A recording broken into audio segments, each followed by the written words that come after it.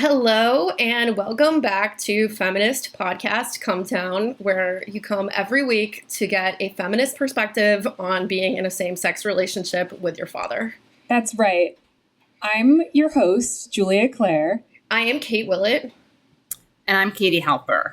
We actually, Julia's name used to be Katie as well, but we had to change it because KKK, pretty offensive. Yeah, right. So we made her do it. Yeah. That was actually my username on JDate. I'm not actually kidding, though. I don't know if I can break character. Like, literally, KKK Katie, because there's that song, Katie. Oh, yeah. That's pretty problematic. And wow. I didn't realize it unless I was being like subconsciously self-loathing Jew / I think I just really resent online dating and by Jewry or by anything, by any tribe. But yeah, it's pretty like subconsciously passive aggressive. Did you have sexual intercourse with anyone? Or I didn't mean to actually like ever in my life? No, off that app. I didn't mean to actually center penises in our discussion here. But, yeah, problematic. Yeah. I did not have penis penetrating sexual intercourse with anyone I met off of JDate, which is probably good because I don't know what kind of curated man I would have gotten with the KKK Katie thing. But actually, I did get some people who didn't notice it. Wow. I don't know if I'd remember the song. My grandma used to sing that song. Wow. It's just Katie. My grandma was pretty problematic. Yeah. Well, I don't think the song is actually problematic. Katie. Well, I mean, Katie, that's where that's actually where you're so wrong. I feel like Katie, I mean, it's implicitly making fun of people with a stutter, which is extremely ableist. That's true. Okay, I'll own that. That's I'll own that. really ableist. And honestly, Katie, I'm just, you're off to a really problematic start, and I'm feeling like a little unsafe. How can I I totally hear that, and I want to like honor you and hold the space for you. So how can I repair that violence? Like, is that even a possibility? I mean, I don't know. I'm just feeling, to myself, like I'm feeling really gaslit right now because my my lived experience of this conversation is that we came together and we were supposed to record a podcast, and now this has sort of been hijacked by your guys' like really intense aggressive energy towards each other, and it's just I'm also feeling unsafe. Right. I feel like I was trying to speak my truth. And I guess what happens is if you're a woman with strong ideas and also like, I didn't really want to go there, but like as the only Jewish person in this group, I feel like I'm getting some kind of problematic anti-Semitic silencing of me, which is deeply grounded in the trope of the loud Jewish woman. So I'm just going to put that out there and let you guys I'm just hoping I'm giving you that I'm leaning into the trust that I have of you guys, that you'll actually you women, that you'll actually like just consider, like you don't know what you don't know. Right. And you know what? I also want to hold space for your claim that or your implication that I'm maybe being anti-Semitic. Yeah, my truth that you're being anti-Semitic. Your truth, of course, yes. And you know what? That's some internal work that maybe I have to do in my subconscious, maybe some transcendental meditation. I'm not really sure what that means, but I will report back. Yeah, just check in. Yeah. Just check in and check out. Yeah. I'm going to actually call you both back in right now because as a bisexual woman, I'm just really feeling like the analysis of the power dynamic in this situation isn't particularly intersectional, and it's just like there needs to be space for my horniness towards other women in this conversation. And this is like really kind of killing that for me. Okay. Well, as a queer woman who is also sex negative, I think that I'm ultimately the most marginalized person in this group. And so like definitely outside of the context of a concentration camp, you would be. But like once we broaden the horizons to Auschwitz. Sure. Yeah. And you know what? Game changer. You know what? Nobody thinks about that. So I mean, some of us do because some of us like can't help but think about it. We were raised in that, but I definitely would love to have the privilege to not imagine that I'm in Auschwitz every minute. It's for me. It's just like I just feel like no one's really holding space for the fact that it's been a really rough day for Italians. I mean, Andrew Cuomo literally came out today. Literally, he did it, and he was like, "I'm not perverted. I'm Italian," and I'm really tired of the stereotype that my people are just, eating spaghetti and sex offending. And it's like, this is just, this has been a lot. Like, I'm going to need to like sort of take some time to do self-care. Yeah. Unpack all this. Yeah. Yeah. You should like take some kind of like deep, like marinara sauce, like bath. Like where you just kind of like bathe yourself in marinara to kind of like recenter your culture and reclaim that culture. Okay.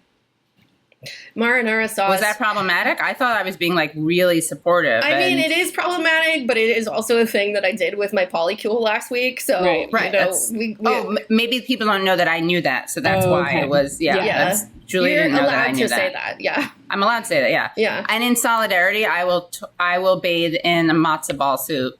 So that like, cause I don't want you to think that I would ever imply something for you that I wouldn't also be willing to do to myself or for myself or by myself or of myself. Okay. Well, we're all, we've established that we're all willing to do the work. Is everyone feeling complete? Is everyone feeling safe? I'm feeling safe. I'm feeling like this is a space where women are supporting women.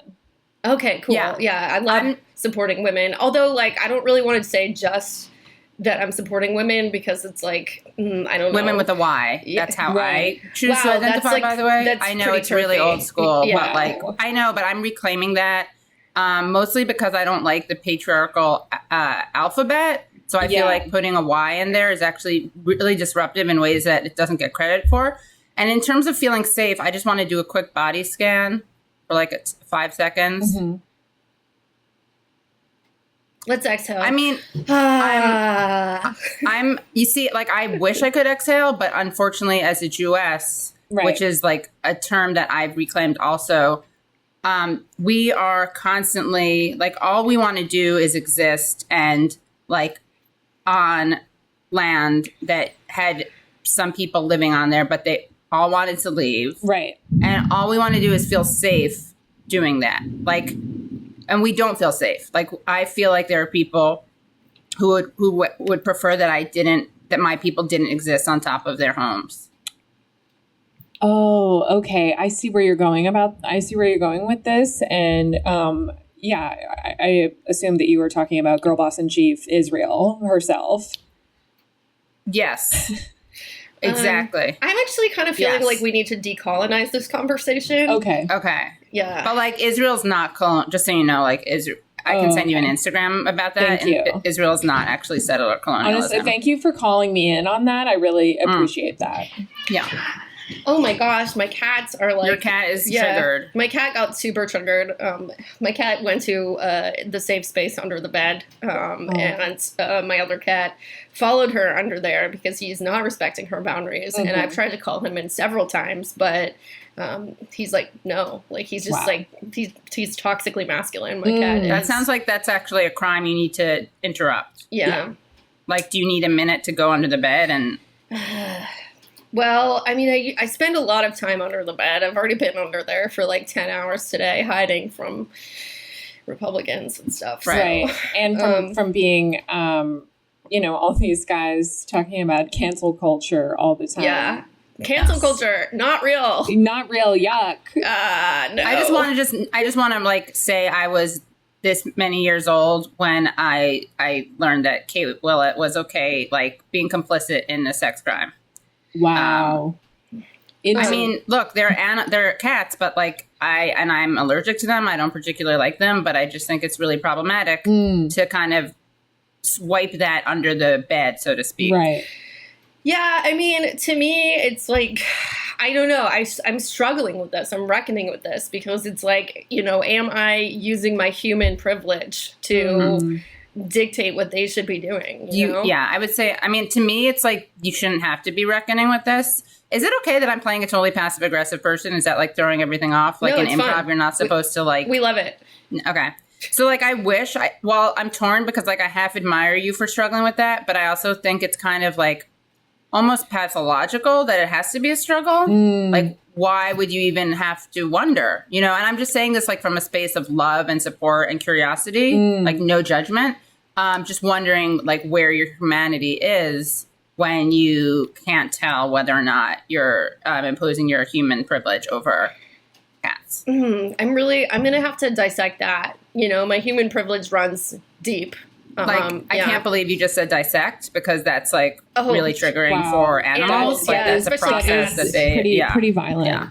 Yeah, it's pretty. Yeah, I think that we should take a step back and examine our own language and just, you know, make sure that we're not inflicting violence on one another with our words. right. Yeah, I was thinking about canceling myself. Yeah. I mean, don't you? I feel like you should let either Julia or me cancel you. Like that would be the solidaristic thing to do. And honestly, as, you know, the person who is not Jewish and therefore has more privilege than Katie, I would defer to Katie on whether or not she should cancel you, because ultimately that's not my place to speak for Jewish women. Right. No, I really appreciate that. I really appreciate that, like, every now and then you guys are able to, like, see past your Goyish privilege. Right. So I just want to, like, celebrate you for a second. Thank you. And I'm going to just check in with a 2-second body scan. I think we don't need to cancel Kate, but I do think she's on notice.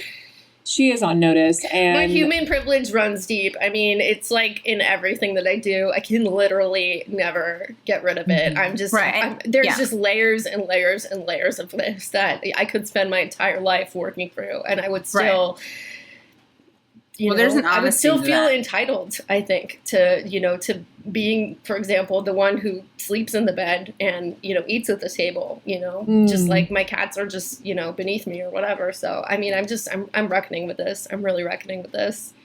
It's hard. This is a really important conversation. And I'm so glad that we're getting it on the air, because there are so many people who just need to hear this. We are, you know, as you know, I do want to acknowledge that all three of us are white, and therefore On stolen land. On stolen land, and therefore we have privilege. We will not be inviting anyone else to comment on that, but we do want to acknowledge that we are white women on stolen land. Thank you. White hyphen Jewish. Well, right. Ashkenazic, not like Mizrahi, which really I have to claim my white Jewish. You know, I've not claimed. Sorry, far be it from me to claim it. I have to acknowledge it. Yeah. I'm gonna go with white hyphen Italian because, you know, my ancestors, they were white but also very trashy. So yeah. I'm just gonna stick with white because you're tall. I understand. I'm tall. You're tall. You're good looking. You know. Wow, thank you so much. I really appreciate that. I'm sorry for objectifying you. No, I mean, I find that like, let me return the space to you. Oh, thank you so much. I know that, you know, as a society, well, Kate, thank you for saying that you think that I'm good looking, but we have to acknowledge that as a society, we prioritize, you know, white Eurocentric features, which I have. I kind of feel like you're being homophobic towards me. Okay. Yeah, like that's like really. Oh, right. That's true. My lived experience is that like I find you attractive, and you know. And you're not allowed to because you're a woman. Right. Like you're not allowed. Like it's almost as if this toxic masculinity should be relegated to the male gaze realm. Yeah. And gays, of course, not gays and straights. I just still feel bad that my one cat is looking at my other cat with the male gaze under the bed right now. Well, maybe, I mean, are you maybe like denying the other cat's agency? Like maybe there's like gender, you know, role play, like they're being subversive. Oh, that's true. My cats are doing BDSM. Oh my God, you guys. Oh, you're so cute. I'm so sorry for kink shaming you. And they are, as far as I know, brother and sisters. So we have to hold the space for that incestuous relationship. Yeah. Because, you know, on the, you know, coming back around to, is it okay? Is it okay to be in a same-sex relationship with your father? dad? Yeah, exactly. I can be in a same-sex relationship with your dad. Right. You know what I'm saying? Mm-hmm. Like, in fact, sometimes that's how I identify. Like some days I wake up and I'm like, I am a man dating Kate Willett's father. Right. That's how I identify. Like, I actually think that might be going on with my dad. I don't know. Yeah. Well, I mean, there's we'll never know. there's something called trust and Yeah. HIPAA. Crisis Daddy Andrew Cuomo says, I'm a Jew, I am a Muslim, I am gay, I am black. I'm a woman. It's just protecting her reproductive freedoms. This is upsetting because this was like a hard day for me seeing someone cancel gay Muslim man Andrew Cuomo. I know. It's like it's a hard day for everyone. Yeah. I mean, as he is a Jew, he's a woman, so it's hard over here too. he's a woman seeking to control her body. That's right. That's what it is, yeah. And nobody can prevent him from identifying that way. No. And he's a woman seeking to control other women's bodies and cupping their breasts. Right. Whereas I actually really feel for him because I think a lot of people mistakenly cast that as sexual harassment as opposed to a kind of like, I'm going to go old school again, but almost like my body, my choice, our bodies ourselves kind of orientation where it's really much more about owning the feminine space that is your own body when you're Andrew Cuomo. Yes. Yeah, that's Yes, true. right? I think I've been wanting to say this for so long and no one else will go there. Right. Even though I think I think for some people it's like on the tip of their psyches. For other people, they're just too like their view of the world is too gendered. But I think that if we all look back and took a step and kind of like stepped outside of the patriarchal cis normative lens, we would see that what Cuomo was doing was actually pretty beautiful. I mean, it was a rejection of so many paradigms. Yeah, I mean, to me, the whole thing that I feel like this discussion about Andrew Cuomo has missed is like, there are so many men out there that are, grabbing boobs and butts, and all of them are culturally appropriating Italians, Right. Yeah, I don't think that Andrew Cuomo, he's just... he's living his truth. Okay, well, Right. As the least ethnic woman in this triad, I do have a different lived experience in which no one in my family has ever even hugged. So I find any touch to be violent and offensive. Violence, yeah. Yeah. Right.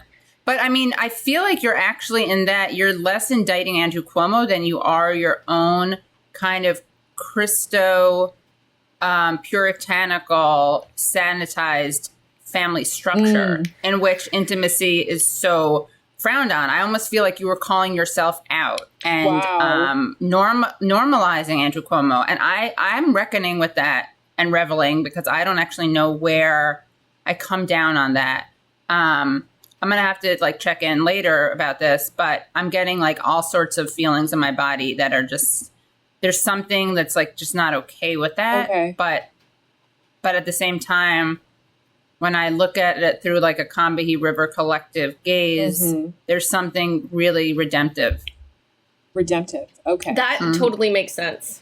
Right? I'm not lying. It makes sense. I don't know that I would ever normalize the way that Italian Americans express affection and intimacy, but you know what? That could be subconsciously saying something. I was going to say you'd never consciously normalize it, right? Course. That you're almost actually proving my thesis because that would be kind of definitionally impossible, right? Yeah. So the very premise of my thesis is that it would be subconscious, and yeah. Wow, I mean, I to have me, get in there.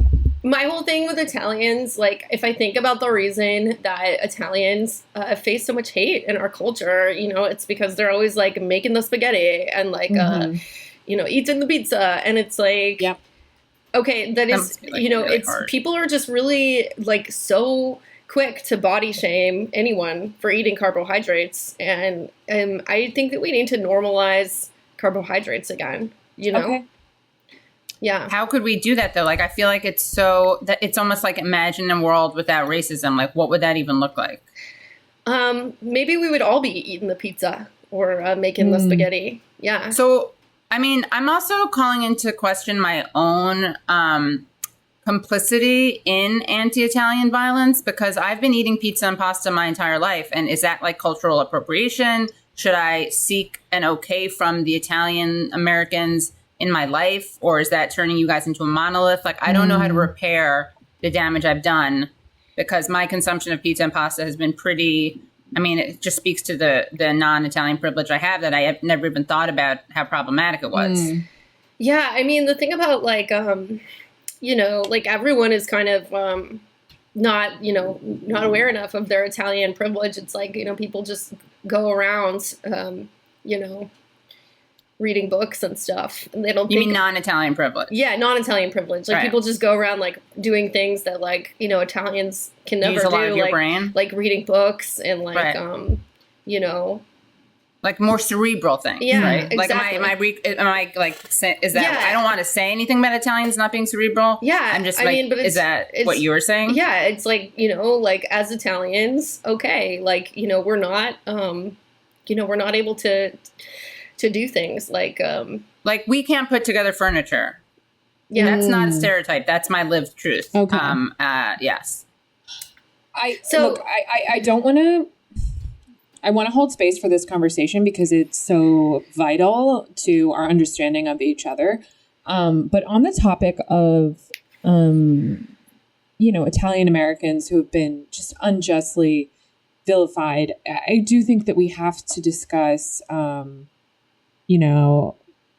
boss in chief Nancy Pelosi. Speaker Well, of I the just House. want to, Mama Bear. before we get into Nancy Pelosi for a minute, I do just want to, complete this conversation really quick. That I will say, Can you thread the needle? yeah, I'll thread the needle because, like, I feel like a lot of the reason that people feel all right making fun of Italian Americans is because we kiss our relatives right on the mouth. And ultimately, we live in a culture where most people are not bringing awareness to the topic of being gay with your dad, which is why we do this podcast. Right. Everyone loves to kink shame. And yeah.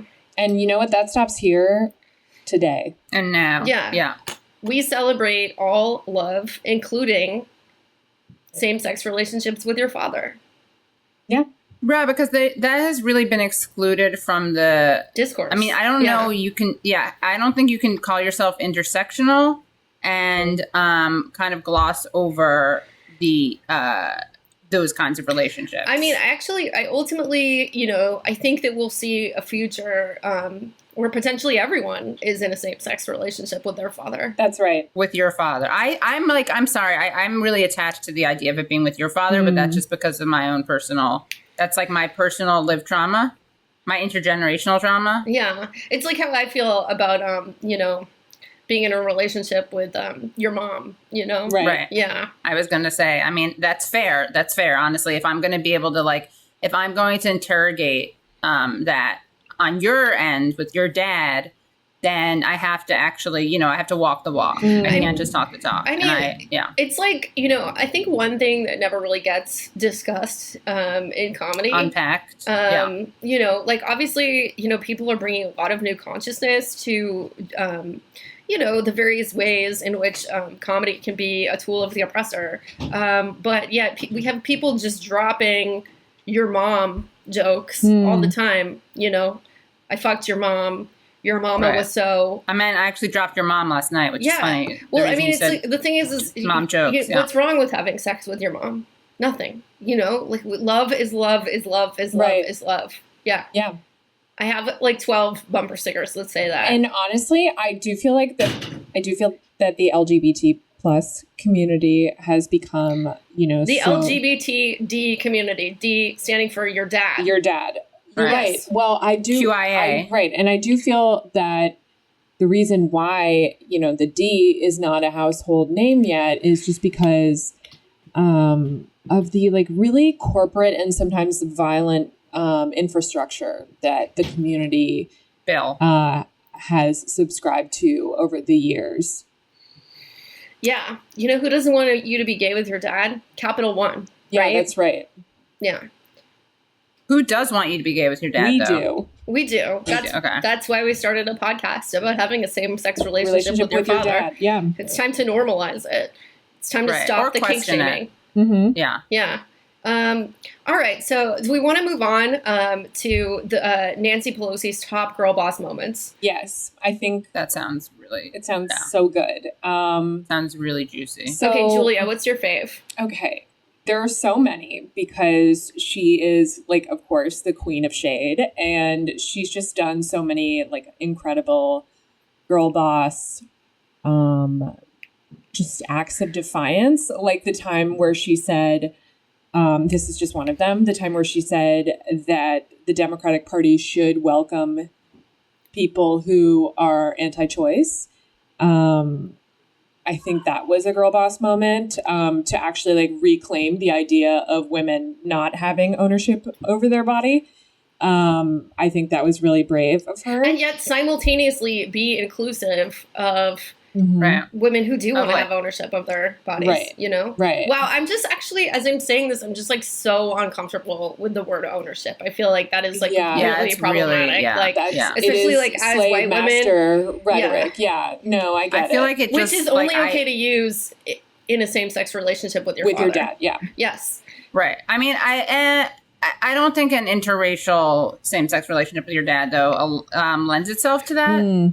Like, I think we have to be really conscious and aware of that. And I think it speaks to, like, a strong white privilege that exists among same-sex dad-on-child relationships. Yeah. So we can't look at gender without looking at race. And if you do that, you're, of course, not truly intersectional. And I feel like if Kimberly Crenshaw were here, she'd be really triggered. Yeah. And I mean, she's not here and she's being gaslit because, like, you don't need to be here to be gaslit. You know, like, oh my God, God, that's we so it's like if a tree true. falls, Yeah. That's if so a tree falls and no one hears it, doesn't make a sound. Well, what we don't know that, but what we do know is that if you gaslight someone, they're not here, they are gaslit. Katie. Yeah, And I mean, if yeah. I think about it, really, by saying that you have to be physically present or at least in communication to ableist. be gaslit, I mean, that's a form of gatekeeping. So, Yeah. And ableism. Yes. I mean, I think it's actually interesting that you didn't see right away that it was ableist. I think you may want to like just reflect on that and see what that brings up for you, because you may find out a lot about yourself. But yeah, gatekeeping too. Ableist gatekeeping, which is actually a very hard thing to do. I learned the hard way. Oh, well. Look, not everyone is physically able to gatekeep, and we need to make space for that. We need to make space for Right. that. Yeah. And you know what? I want to say, I want to They're thank gate nudgers. Right. Gate nudgers. Yeah. Katie, I just want to thank you for calling me in on the language that I didn't realize I was using that was problematic. And you know, again, that is my privilege, blindness as a just plain old white woman, white, comma, in parentheses, nothing. Okay, but when you call yourself a plain old white woman, okay, that is ageism, old. Also, okay, blind. We're doing some more ableist language. Yeah, with blind, and plain, but, it's like you're yeah. not acknowledging your hot privilege. Oh my gosh. Also, there's like the plains and like Native Americans, and that's And we also are on like stolen land. we are on stolen land, Yeah. which includes plains. So I'm just again like I'm really, you know, it's a fine line to walk, because I want to congratulate and I want to like salute your guys' efforts, but I also don't want to be complicit, and I don't want to cater to assumptions. So I'm just really reckoning with that. And so if I look checked out, that's what it is. So, you know, sometimes I may need to like go for a walk. And sometimes people are like, why aren't you in front of your mic and camera doing a podcast? And they don't realize that they're actually being really ableist, because that's the way I have to let off steam sometimes, is I have to walk around and like, you know, like chocolate sometimes is like required for me to feel better. So I feel like really naked and exposed right now. I'm sorry. I don't know if that was too much. I actually really love when people are vulnerable, you know? Okay, great. It's like, Thank you. I needed to hear that. Girl boss Brene Brown, you know, she's like really been so inspirational to me. Like that is, I mean, ever since I like found her work, I've just been crying at all times. Yeah. in front of everyone. Because And if you're not crying, you're not paying attention. yeah, exactly. That's so true. I mean, except if you're mad, then sometimes it's okay to not be crying when you're outraged or even if outraged you're like yelling. crying. Yeah. If you're yelling, then that's okay, unless the person that you're yelling at is not a straight white man. It's only okay to yell at them. Yeah. In which case you should be yelling at yourself. I mean, really, are we living in an age though where, I mean, in terms of like, yelling, I've been operating like it's only cool to yell at straight white guys, but are we kind of like, are we missing something? Like, is it time to examine as a culture of whether we should be yelling at more white women, cis white women? Yeah. I don't know. These are the really tough questions. Yeah. No, I mean, I think the Karenocracy has really complicated that. And it calls on all of us to really check our white privilege. And be yelling at all times. Yeah. Yeah. If you're not yelling, you're not paying attention. And if you're not yelling at white women, you're not paying attention to other things. And you're complicit. You're complicit. Your silence is complicit. Yeah. But if you are a white man yelling, if you're a cis white man and you're yelling at a white woman, then that is...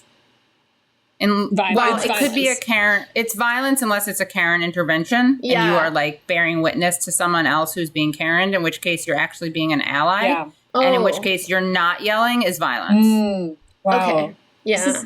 Honestly, Katie, this is why I find our conversations so valuable. Because, illuminating, valuable, thrilling. Again, you opened my eyes to so many things. Oh, there we go using. Using it's okay. You know what? Again. Look, we're everyone. We all struggle, and we're not born with this vocabulary. And again, I just want to salute everyone and sun salute everyone. Oh my God, Katie, sun salute! Wow, you're doing cultural appropriation right now.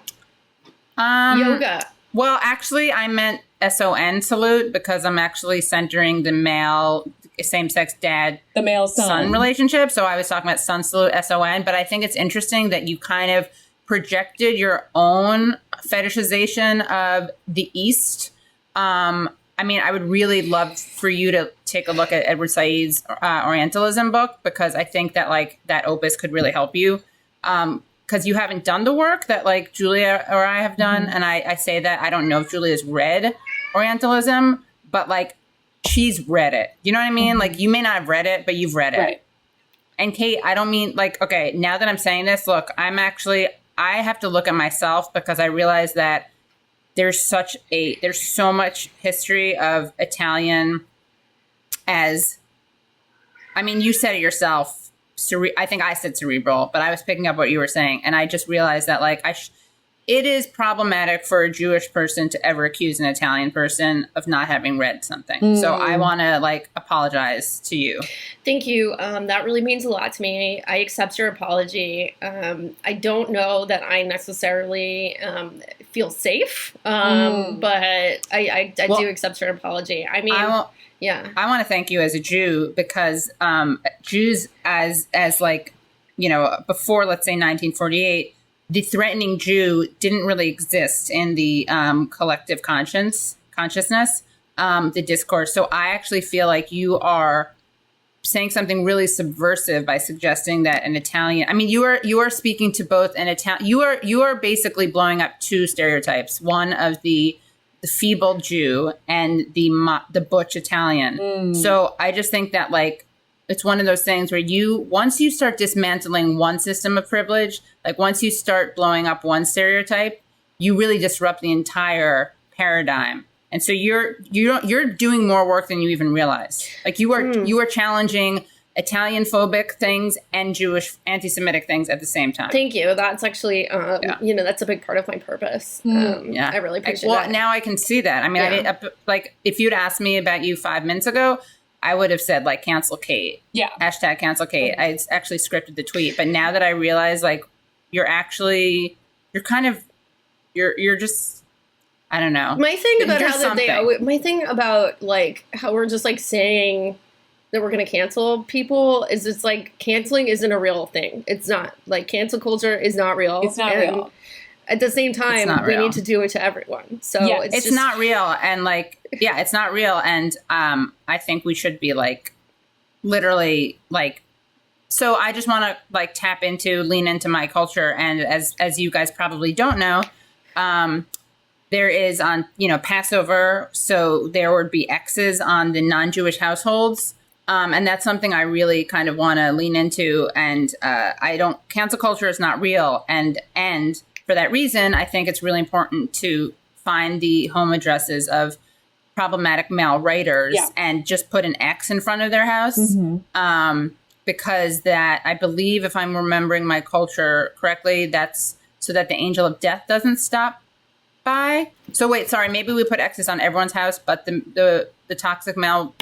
My point is, I think we need to prove how, if there were cancellation, we wouldn't have to do this. But because there's no real cancel culture and there's no accountability, we actually have to do that. Yeah, so, I actually prefer the term accountability culture. That's important to me. Yeah, let's just use that from now on. It's facing consequences for your actions, Yes. Yeah. Totally. Give your money to Sean King. Women or women identifying Sean King. I mean, I was Sean Queen, actually. Sean Queen. Like a year ago, I would have been all up, like saying, like, everyone, give your money to Planned Parenthood, but they were not willing to give my cat an abortion.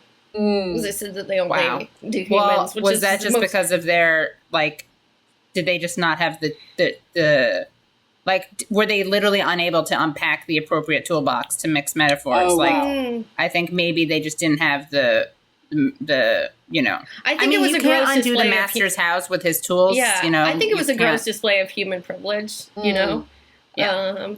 I mean, and to be fair, even if it wasn't because of that, their lack of sensitivity towards that basically is the same thing. So it's either gross insensitivity or it's actually worse, and it's catophobia. Yeah. Wow. Which I have to struggle with that as someone who's very allergic to them and doesn't find them cute. Wow. But I've been really working This is really, on it, I'm really glad to hear that you're working on that, because I do find that language pretty specious.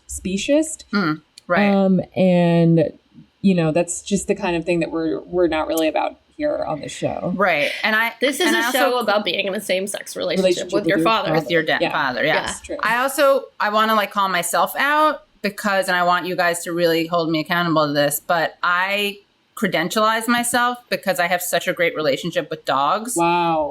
And I kind of, I use that to almost justify my troubled dynamic with cats. You know what I'm saying? Yeah. Because I get along with dogs and I center dogs and I'm in a really intense relationship with a dog, Bodhi. That doesn't mean I know the dog experience, and that certainly doesn't mean I know the cat experience. Yeah. In fact, I think that we humans don't realize this, but there's a lot of intra-animal divide and conquer stuff. Okay. So being such a dog ally actually kind of pits me against cats. Oh, okay. To me, it's all animals are, equal, as long as they're vegan. My cats, they have to be vegan, Or else what happens? Or else they're doing violence. They're doing violence. And yes, are they technically malnourished? Yes. If they're, the vegan ones. The vegan ones, yeah.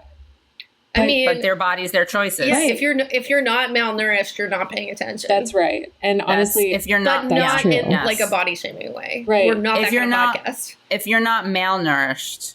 Oh, wow. See how close malnourished is to mal. You see, it's that, history just has his in there. I feel like human has man. Malnourished, I don't know. To me, that feels like a joke that I did not consent to. Wow. Yeah, wow. That was just Yeah. And, I'm a survivor, and I'm going to say that we need to stop this right here. And I need to feel safe, and I think we need to return to Nancy Pelosi's top girl boss moments. Let's be grounded. Yes, okay, totally. I think the body keeps the score. Yeah, that's right. We need to ground ourselves in something right now, and I think in Nancy Pelosi's top girl boss moments. In Nancy, we need to ground ourselves in Nancy Pelosi. That's right. Yes, which I did to both of your moms last night. To be fair, absolutely, and that which I would say that's sex positive. Ultimately, it's sex positive. It's so sex positive. Yeah, and I would really invite you guys to not deprive your mothers of their sexual agency. Mm-hmm. Yeah, So, I mean, at yeah. the same time, you know, like I we're not do depriving try- mothers of their sexual agency, but at the same time, like this is a podcast that centers the experience of right. being in a same-sex relationship with your father. You Right, know, right. sometimes we can't talk about everything at the same time. And that's okay. there's only so much time. Yeah. Right. It's okay. You know, we're all And doing like the there work. is a We're all rich approaching it culture from of your different mom angles. jokes, right, Yeah. and not of your dad. So Yeah. this is reparations in a way. Yeah. This is same-sex Oh wow. relationship Okay, with I your don't parent even know how to reparations. go there.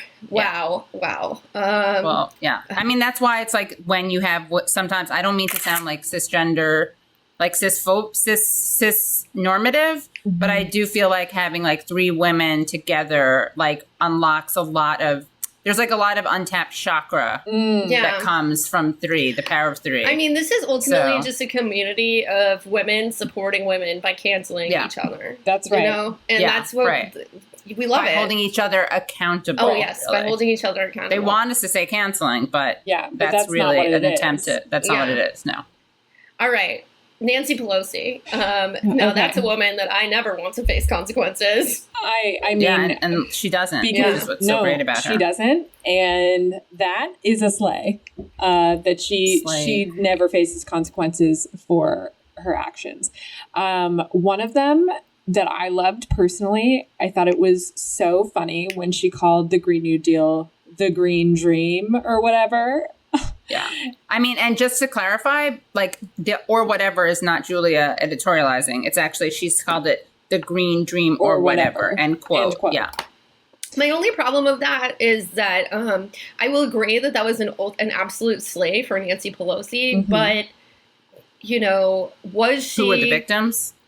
Who are the Well- victims ultimately? Yeah, I mean, to me, it's like, was she? No, Was she throwing shade to a woman of color? You know, should we A be couple celebrating women of this? color, a whole squad. Yeah. It was squattist. Right. Yeah. She was squatting right?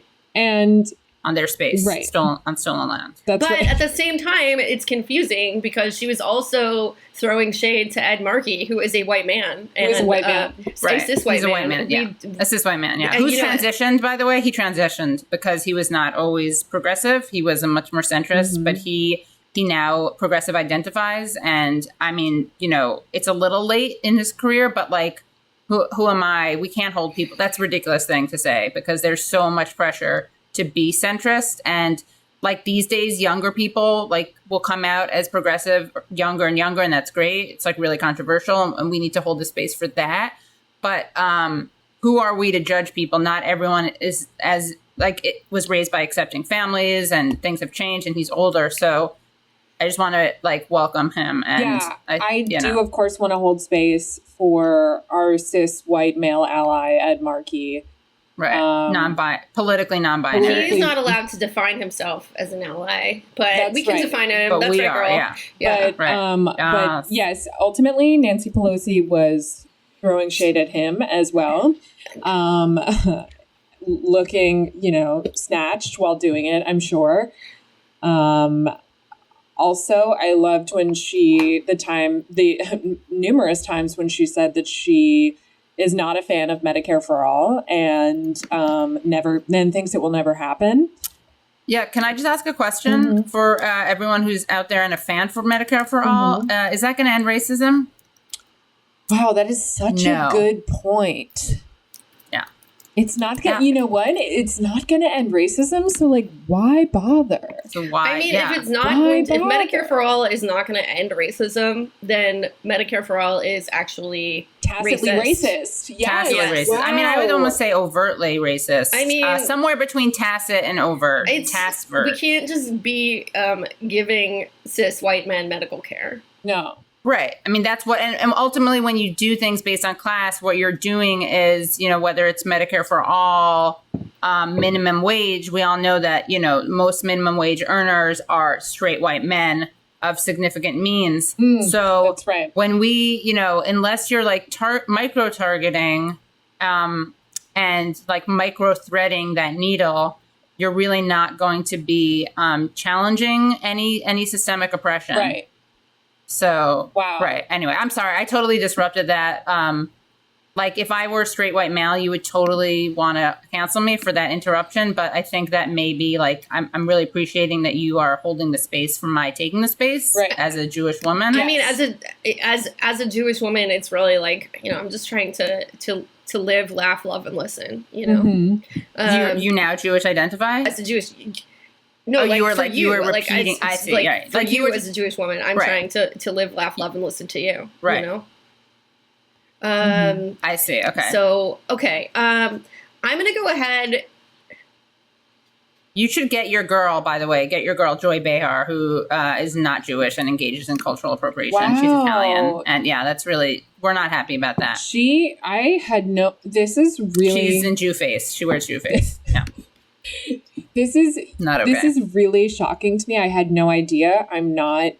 I mean, and honestly, this is my problem that I haven't been really keeping up with the discourse of The View. And I had no idea that Joy Behar was not a chosen woman. And that is really problematic for both her and for me. And that shows what I need to work on. Right, that you weren't attuned to that. Right. I'm going to go ahead and say that my favorite Nancy Pelosi girl boss moment was when Pelosi said to Donald Trump that the wall is like a manhood thing for him, as if manhood could ever be associated with him. Because, you know, when I think of the way that undocumented people are treated in this country, I immediately go to like toxic masculinity. You know, I mean, that is the problem. Yes. And that's why she's the queen of shade, because she just looks at a really complex issue, and instead of making a complex analysis, she just does I feel like the only person that I... Yeah, totally. Which actually, literally, every time you do that, part of the wall is eroded. Right. I mean, and did 5 women build the wall? undocumented people come in. I don't think so. Yeah. Just saying, right. Well, sorry, I have my own, but keep going, because I'm just like, I feel really invited, called in to share my own Pelosi moment, but I don't want to. That's all we want for you. Please tell us. Well, I really... Yeah, maybe we can cut some of these in, by the way, the audio, because that would be just like so good to like bear witness to what she said. Let's do it. So, yes. Yeah. I listen to it every morning when I rise and grind. Also, it's like trigger warning. We are going to hear, it's like one queen references another queen. And also, of course, we haven't even unpacked the monarchist implications of that terminology. Right. Okay. But, you know, we'll do that. Like, there's only so much we can do in one show. 10 states, as I said, on Friday, started their early voting the day that we lost Ruth Bader Ginsburg. But to be clear, you're not taking any arrows out of your quiver. You're not ruling anything out. Good morning. Sunday morning. We have a responsibility. We take an oath to protect and defend the Constitution of the United States. It's an amazing moment because what she's doing is she's literally interrupting and disrupting the male voice, not just the male gaze, but the male voice. And Good Morning Sunday Morning, a lot of people thought that was kind of like incoherent, but what that really was is a really deeply feminist, kind of Virginia Woolfian use of language, a rejection of the patriarchal linear narrative, a kind of postmodern, free association, nonlinear disruption. Good Morning Sunday Morning. She's like challenging just the very chronological, logical, normative narrative that we hear usually, like just good morning. But Good Morning Sunday Morning it's a tribute to Virginia Woolf and Emily Dickinson. Wow. Oh, wow. And near rhyme and flat rhyme. Oh, beautiful. That's so wonderful. Yeah. I mean, my only problem with Nancy Pelosi is that she's not the literal president. If she was the president, oh my God, I mean, everything would be so amazing. We would be, there would be no problems anymore. There would be, first of all, I mean... goes without saying, there would be no racism. There would be no sexism. Sexism, right. Italians would feel free. Italians would finally feel free. First time. Yeah, we would be eating our spaghetti Right. Like without feling Without feeling inflicted. persecuted. Because you guys do that, but you just feel in threat. You feel unsafe when you do that. But now, the only person that I love more than Nancy Pelosi is it's today we have to celebrate a very, very special person because do you guys know what this anniversary is that we're celebrating? I don't want to. I would rather give you the space to tell us that. Okay. Today is the 3-year and 2-month anniversary of the greatest comedy special of all time, Nanette. Oh my God. Wait 1 second before we, I just want to if we could hold the space for literally 1 minute. I just want to also give Nancy Pelosi Slay Queen cred for when she clapped. I don't know, probably the most disruptive feminist. It was the closest thing that we've seen to direct action that any elected Speaker of the House has ever done. When she did her weird little clap. You say weird little clap because I think that some of the misogyny that's rampant in our society has rubbed off on you. That's true. I would say that clap of liberation and defiance, that was basically the 21st century equivalent of chaining yourself to a fence to protest segregation or putting yourselves together in front of a nuclear stockpile, basically just right in front of the A-bomb. What she did there, what's funny is that if you're not if you're not woke, if you're asleep at the wheel, if you will, you'd look at that clap and just be like, oh, Nancy Pelosi is just co-signing Donald Trump. But if you look closer and you do the work that so many of our feminist sisters have done, you see almost immediately that her clapping is actually disruptive and she's clapping back. She's clapping back at Donald Trump. Wow. Right? Yeah. Yeah. She is so layered. I mean, clapping first, I think, is violence. That's why I always snap. Right. But clap. Right. Yeah. I mean, it was a little ableist that she did anything that makes a sound. I prefer when people just wave their hands. Then I preferred the snapping and then the clapping, but within the very confines of the audio normative structure in which we find ourselves, she's not going to reinvent the wheel. So I just thought the clap back was similarly, every time you clap that way at Trump, an undocumented woman is freed. That's right.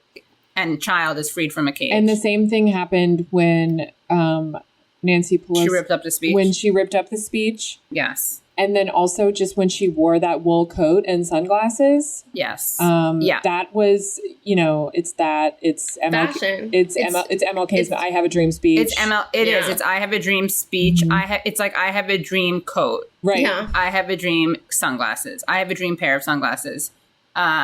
I totally agree. And I almost feel like it's almost like Malcolm. Well, yeah, but you're right. And then the ripping of the speech is like Malcolm X level, right. Anti-racist discourse, almost Kendi. Yeah, or my personal favorite, Robin DiAngelo. Robin DiAngelo, I mean, just really, I mean, she and Robin D. I mean, I don't want. I hope you. I'm glad you said that. I didn't want to make to center a white woman. All Italian. Yeah. Well, no, that's kind of inevitable when we're talking about our slay queens. It just happens to be, Nancy and Hillary. But I didn't want to go to the Italian. All Italians are the same. So I want to thank you for stepping in there and mentioning D'Angelo, not the singer. All right. Well, can we honor this anniversary now? Yeah. Sorry. I'm really sorry about that. Yeah. It's just I don't know. I just feel like it's been 3 years and 2 months since comedy was revolutionized. Invented. Oh, I thought halted. I thought it was stopped. Well, isn't this interesting? Three different people have different, that's the power of, right. No, it's she invented a new form of stand-up comedy. She slayed an old form. She slayed. And gave birth to another one. And she did, and you know how she did it? She's such a genius. She wrote a full hour of material and then removed all of the jokes. Wow. And that is revolutionary. I mean, to me, like, centering jokes in comedy, Is you know, phallic a little bit. it's phallic. very phallic. It's ableist You're, like, towards yeah. Italians who are not funny, you know? Yes. Right. Yeah. Right. Loud. I mean, because, right, Italians, right. You shouldn't have to be funny to get stage time. Right. You can just be loud. No, I wish Hannah Gadsby were here right now. Like, I just... Would you give her like an honorary bowl of spaghetti and I would meatballs? elect Hannah Gadsby the president of the United States. And Italy. Yes.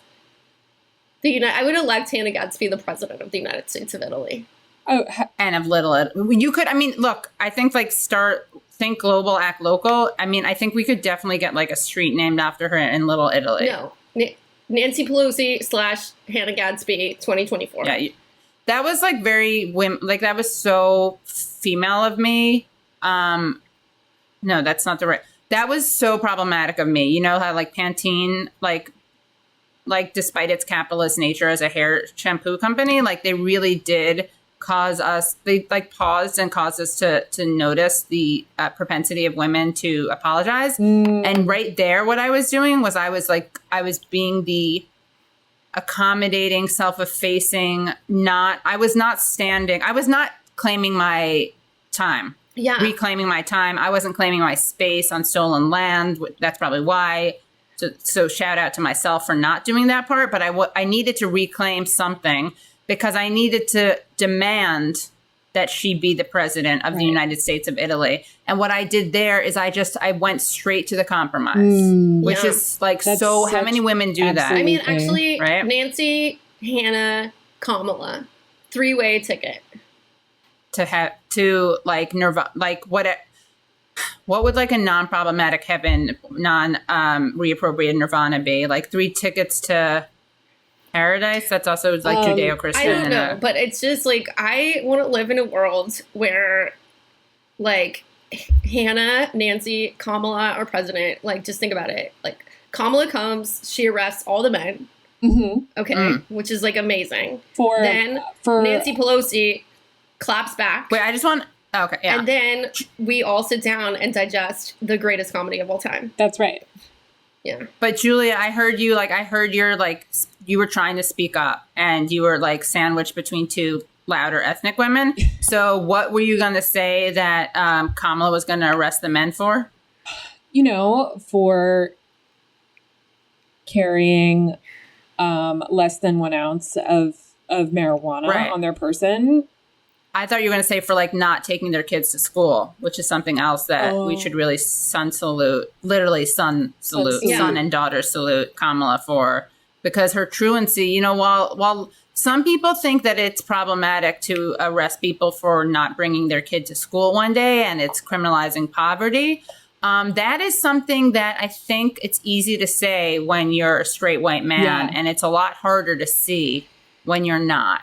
Yeah. Which is why there are no progressive women of color in the world. Yeah, this is rocking my world right now. Yeah. There are none. And I really do think that people who, you know, accuse Kamala of perpetuating the standard of criminalizing poverty need to check their privilege.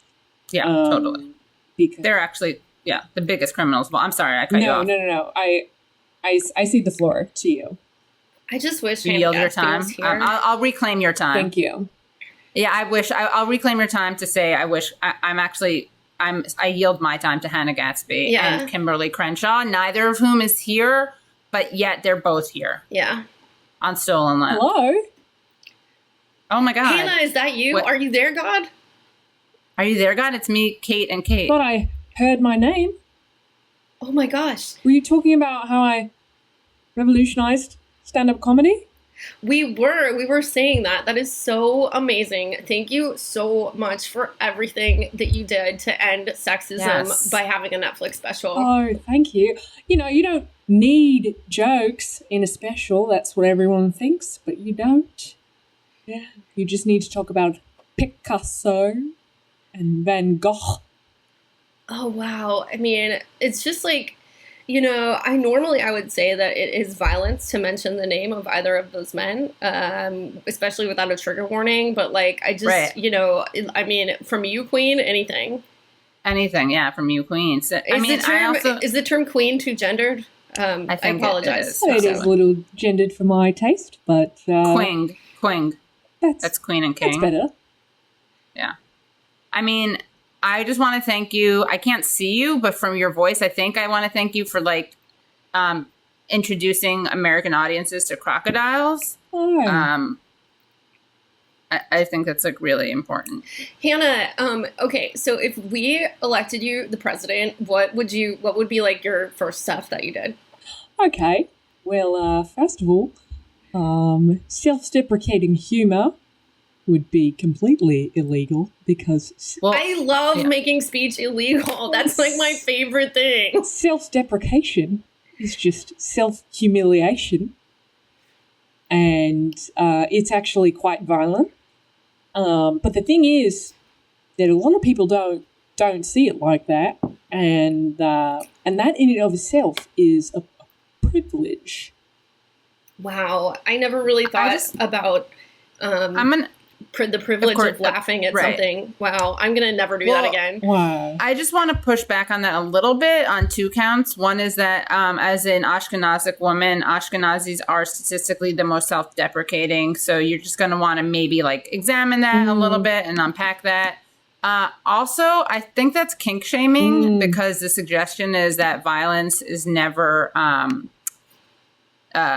basically, it's a erasure of Jews and BDSM participants. It's a erasure of BDSM culture and or Jewish culture, Ashkenazic, not Mizrahi. And of course, I shouldn't say those things like they're mutually exclusive because there's a rich BDSM Ashkenazic culture. So it is basically, I just like want to invite you to interrogate whether you agree with me that it's problematic on those 2 counts. And as a Jewish woman, I can't speak for BDSM. But I can say I'm ambivalent about BDS. Okay, well, but that's another issue. There's a lot to unpack there. I just want to remind you that I'm a lesbian woman from Tasmania, and that basically makes me a white Aboriginal. So I would invite you to check your own privilege. But I will, of course, internalize everything that you've just said. Thank you. I really appreciate that. That is so beautiful, Hannah. You just really have showed me like a whole new way of like opening to my own growth and like leveling up, like I wish that like you could be the president and that I could also get therapy from you. Not to ask you for free emotional labor. Oh, yeah, I'm glad you tracked yourself on that, Kate, because I was about to intervene and disrupt that. Yeah. I feel like you're saying you're opening up to your own growth. I feel like I'm growing to my own openings. Wow. Yeah. I've been spending this whole summer centering my openings. Yeah. I've been opening my center. Yeah. My chakra. Yeah. Yeah. It's interesting how that works out. Yeah. Well, ladies, this conversation, it feels a bit phallic in nature. So I'm gonna skedaddle.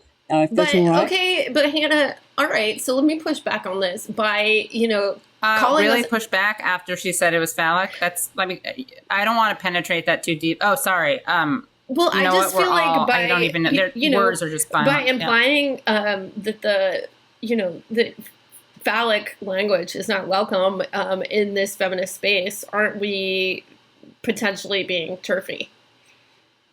Hannah, have you thought about that? Right? I haven't, and that's really something that I need some perspective on, and I guess I'll have to go read some theory, not the socialist kind, but the good kind, the misogynist kind. So I do have a question for you. Given the subject matter of this podcast and your outstanding advocacy for the LGBT community, for literally every single member of it, where do you fall on having a same-sex relationship with your father? Can how can we support and celebrate being, as some might more colloquially say, being gay with your dad? Oh, okay. Being gay with your dad is something that I've never given much thought to, and that's really my own. Yeah. That's my privilege. So I want to acknowledge that. But I think ultimately we just have to support each other. That's really all I'm going to say about that. Wow, that's really beautiful. I feel like you didn't. Thank you. Yeah. Thank you. I was just really moved by that. Yep, that's how I revolutionized stand-up comedy. I love watching stand-up comedy and crying at the same time. I mean, it's like, if you're not crying, you're not paying attention. That's right. I